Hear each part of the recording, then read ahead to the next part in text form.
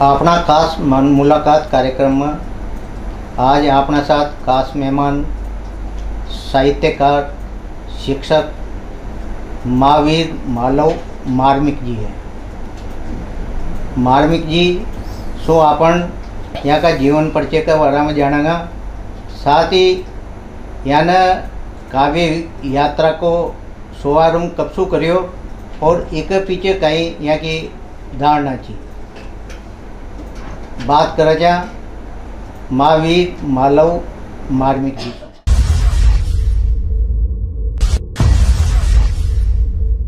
महावीर जी, आपको माँ का स्टूडियो में घणो घणो स्वागत है। धन्यवाद। महावीर जी, आप अपना जीवन परिचय का बारे में बताओ।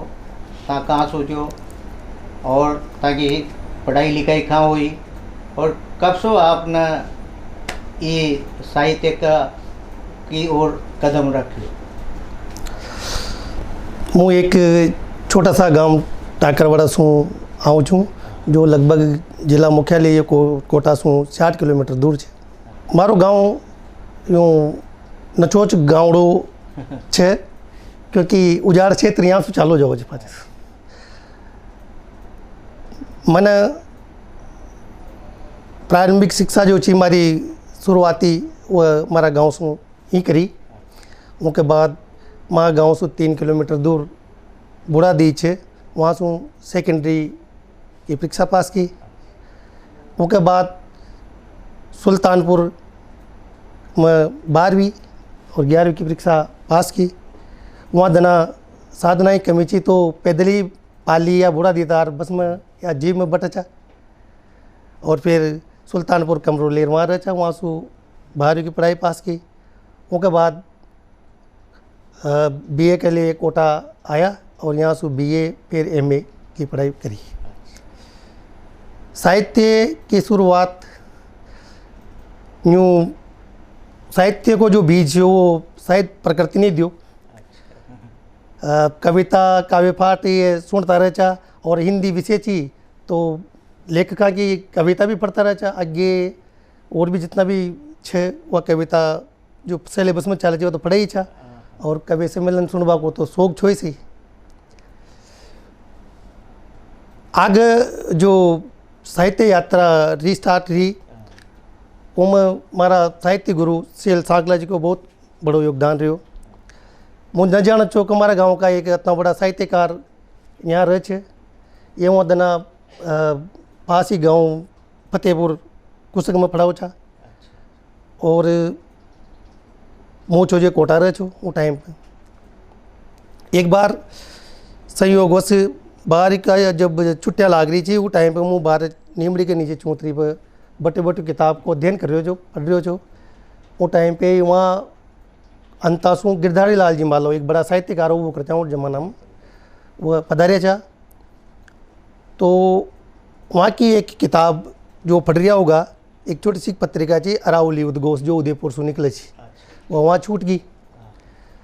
मुँह पढ़ रहे जो खाट पे बैठे जा वो तो वहाँ छूट गई। जब मैंने वह देखी तो मैं अतिथि संपादक CL सांगला लिखे हुए था, शब्दवन टाकरवाड़ा।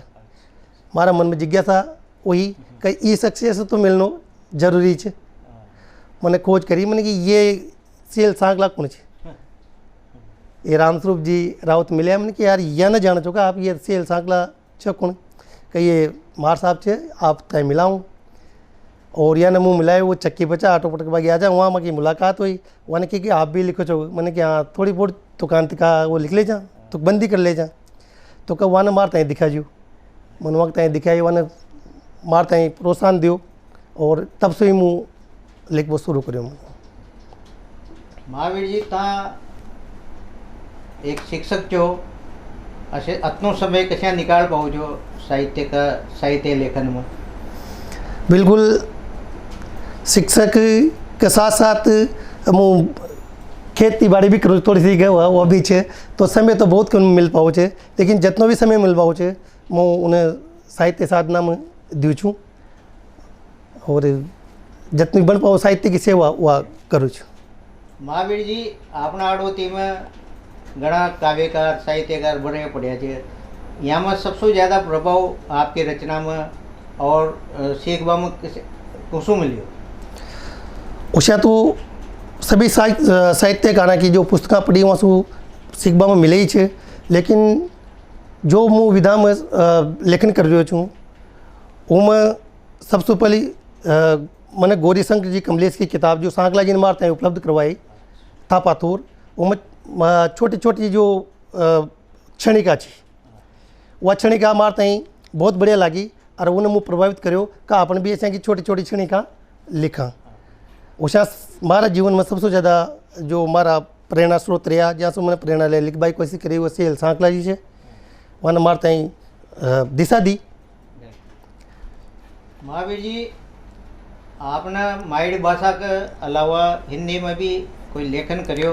हाँ, साहित्यिक रूप में? बिल्कुल, माइड भाषा के साथ साथ मैंने हिंदी में भी लिखी है हाइकू, कविता, थोड़ा बहुत लेख भी करियो, लेख भी लिखे छे हिंदी में भी लिखे छे। महावीर जी, तने कभी काव्य मंच साझा करियो? हाँ, छोटा छोटा काव्य मंच साझा करे छे। बुढ़ादीत आसपास का क्षेत्र का जो था बुढ़ादीत, अयाना, ये छोटे छोटे मंच वो मैंने साझा किए। जब तारा पहली बार मंच पर गया तो कैसे महसूस हो आपने? क्योंकि मंच पर हाँ, बिल्कुल साझा करवो एक बड़ो कठिन काम रहे छे। हाँ। तो वो टाइम कैसे आपने महसूस हो? पहली बार तो थोड़ी वो झिझक रही है, जब सारा दर्शक आगे बैठा और वो मंच पे गयो तो छोटी सी कविता मैंने सुनाई थी वहाँ, और वह फिर भी मारता है थोड़ी झिझक महसूस हुई। जब एक बार मंच पे गया के बाद में दूसरी बार गया तो फिर कोई झिझक महसूस नहीं हुई, क्योंकि शुरू से ही रामलीला में वहाँ में मंचन करता रहा था तो वह अपनी नहीं हुई। महावीर जी, आपने रामलीला मंचन भी करियो, ये बहुत बड़ी खुशी की बात है। आपने जो काव्य यात्रा आपकी शुरू करी उनमें कोई कविता आपने जो लिखी वह दर्शकों के ताई सुनाओ? हाँ, बिल्कुल। क्षणिसी की बात न कबो, बड़ी भारी बात न क्षणिसी शब्द में कबो वह क्षणिस का कला हो जाए। अब मन वह क्षणिस की भाई लिखियो ज़्यादातर, तो एक क्षणिक आप तय सुनाऊँ।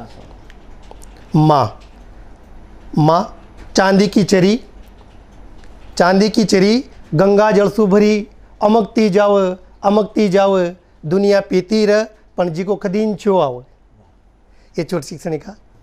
आतंकवाद, रूपाला पावा में दूगता गोमड़ा की मवाद, रूपाला पावा में दूगता गोमड़ा की मवाद, जे कसमसाती मसमसाती पसपसाती धीरा धीरा नासूर बनर सताती, सुंदरता और शांति को अपवाद।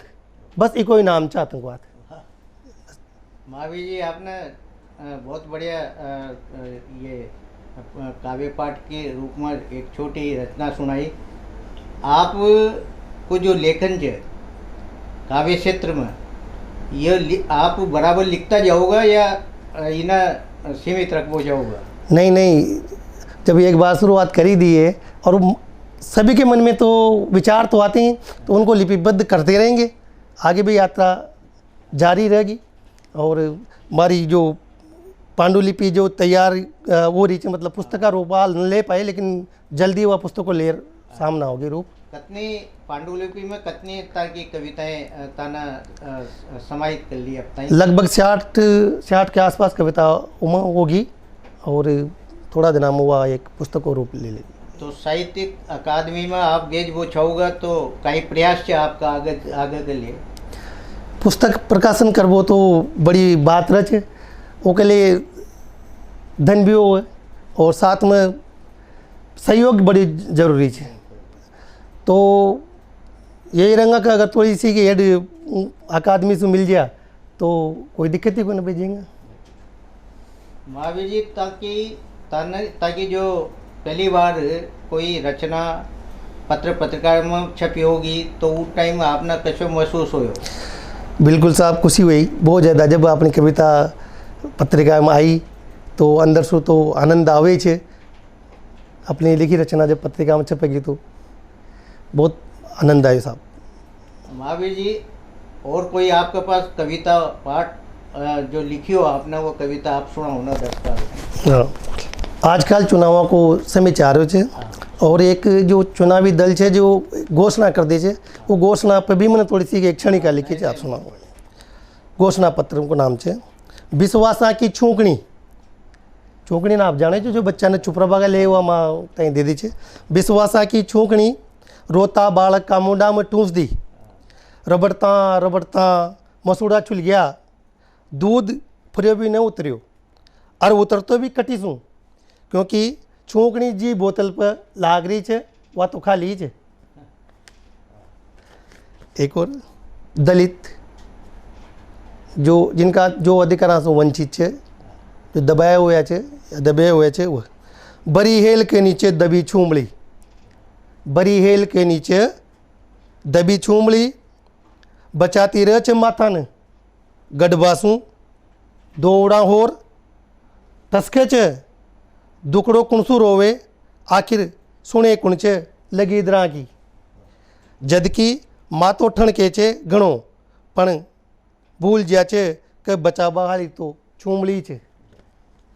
बहुत बढ़िया महावीर जी, आपने समाज के लिए और कहीं लिखो, कहीं संदेश दो, आपकी जो कविताएं जो और आपको जो लेखन है उस समाज के लिए आपने कहीं परोसे हुए हो। समाज में जो भी अबकाया है या जो भी अपन कह सके विकार है, रूढ़ियाँ है, वाने दूर करवा की या वाने उजागर करवा की मैंने कोशिश करी है। और साहित्य को धर्म भी हुई है, साहित्यकार को भी हुई है कि जो जितनी भी बुराइयाँ है या अबकाया है उन्हें अपना कविता का माध्यम से और लोगों के तई सावचेत करो, जगाओ वन दूर करवा की कोशिश करो, या मैंने समाज के तई संदेश देवा की कोशिश करी है। छा संस्कार आज समाज जो संस्कार थोड़ो विहीन हो रही है, आज का नवयुवक नव बालक जो है वह थोड़ा सा संस्कार से हट रहा है, पाश्चात्य संस्कृति की तरफ ज़्यादा झुकाव है। तो मन संस्कार पे भी कुछ सणिकाई मांडी तो सुनो ना। छनन बगाड़ दिया, छनन बगाड़ दिया स्वार्थ की आंडी में, लोभ को ढाकनो देर, सर पड़ पींदा गजा छाट्यारो पड़ा संस्कार। ये संस्कार पे और एक संस्कृति पे भी सुना दूँ। चार पाया की बची खाट, चार पाया की बची खाट जो जो होती जा रही है, टूटती जा रही है संस्कृति की सींदरियाँ, डीली होती जा रही है धर्म की दावने। महावीर जी बहुत बढ़िया आपने सुनाई। महावीर जी, आप किसान भी जो और किसाना की समस्या पर भी आपने कई लेखनी लिखी के आपकी। हाँ, किसाना की समस्या पे भी लिखी है क्षणिका। आजकल किसान जे बेचारो कितनी मेहनत कर फसल पैदा करे छे और फिर उनकी जो वह उपज है वह कोडिया भाव बके छे, तो वो अभाव में ही जीतो रहे हमेशा। उनके ताई वो मुनाफो न मिल पाओ जितनी उनकी लागत रहे, उनका सपना जो रहे कि भाई पीस आ जाओगा तो अपन थोड़ा सा आगे बढ़ेंगे, बच्चे के लिए कुछ करेंगे, अपने लिए कुछ करेंगे, लेकिन वो कर न पाओ। अभाव में हमेशा रहते रहे, पुरानो ब्याज बाड़ी चुकावा में उनको पीसो खर्च हो जाओ, यही पे भी लिखी। तो आपने मतलब कविता पाठ के अलावा कोई गद्य या लेखन यो भी आपने शुरू करियो का? हाँ, कुछ गद्य लेख भी लिखा था, लघु लेख वगैरह, ये लघु कथा वगैरह भी लिखी थी। तो या ना प्रकाशन के लिए आप आगे लागू चाह रहे जो? बिल्कुल, प्रकाशन के लिए तो लावेंगे। ये चम के साथ साहित्यकार कवि महावीर मालव मार्मिक जी, ये आज माँ का स्टूडियो में पधारे। बहुत बहुत आभार आपका।